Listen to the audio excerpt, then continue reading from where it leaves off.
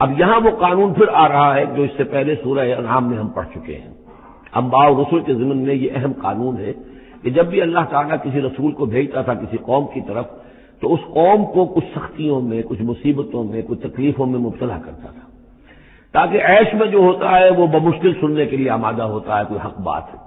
تکلیف میں ہو تو پھر بھی امکان ہے کہ کوئی آدمی جو ہے کسی کی بات سننے کے لیے تیار ہو جائے۔ اس حوالے سے اللہ ان کے لیے آسانی پیدا کرنے کے لیے کہ کچھ ان کے لیے تکلیف اور مصیبت، کچھ ان کے رزق کے اندر جو ہے تنگی، یہ کرتا تھا تاکہ وہ ہوش میں آ جائیں اور وہ غور سے سنیں بات رسول کی۔ لیکن اگر اس سب کے باوجود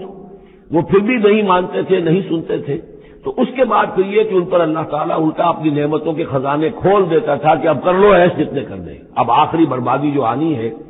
جیسے کہ جب مچھلی جو کانٹے میں پھنس جاتی ہے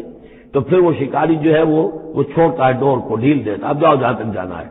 پھنسی ہوئی تو ہے، جائے گی کہاں؟ لہذا اب تم جو ہے اس انجام کو پہنچنے تو ہو، اس سے پہلے جو بھی تم کر سکتے ہو کھاؤ پیو عیش کر لو۔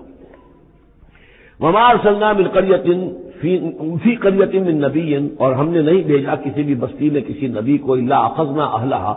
مگر یہ کہ ہم نے پکڑا اس کے بسنے والوں کو بالباساء، سختیوں سے، والضراء، اور تکلیفوں سے، لعلهم يضرعون، تاکہ وہ گڑ گڑائیں، ان میں کوئی عاجزی پیدا ہو، وہ کوئی ہوش میں آئیں، ہوش کے ناخن لیں۔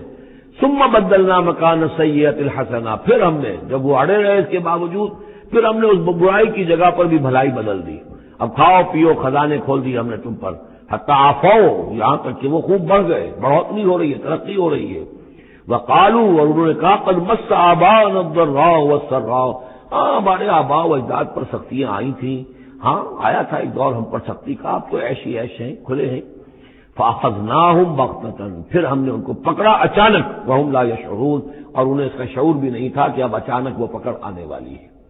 یہ ہے وہ کہ ہر رسول کے ساتھ اللہ تعالیٰ کی یہ ایک سنت رہی ہے، اور یہی بات کہی گئی تھی سورہ سجدہ کے اندر، وہ مکی صورتیں شروع کی ہیں، وَلَنُذِيقَنَّهُم مِّنَ الْعَذَابِ الْأَدْنَىٰ دُونَ الْعَذَابِ الْأَكْبَرِ، ہم انہیں مزے چکھائیں گے چھوٹے چھوٹے عذاب کے بڑے عذاب سے پہلے۔ بڑا عذاب عذاب استیصال، جس کے بعد کہ کسی قوم کو نسیہ منسیہ کر دیا جائے، ختم کر دیا جائے، کَأَلَّمْ يَغْنَوْا فِيهَا، ایسے ہو گئے جیسے کہ تھے ہی نہیں۔ قُطِعَ دَابِرُ الْقَوْمِ الَّذِينَ كَفَرُوا، ان کی جڑ کاٹ دی گئی۔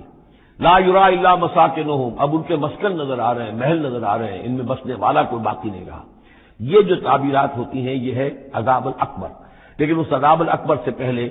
یہ گویا کہ تنبیہات آتی ہیں جگانے کے لیے، ہوش میں لانے کے لیے، جس کو کہا گیا ہے وَلَنُذِيقَنَّهُم مِّنَ الْعَذَابِ الْأَدْنَىٰ دُونَ الْعَذَابِ الْأَكْبَرِ لَعَلَّهُمْ يَرْجِعُونَ، شاید یہ لوٹ جائیں۔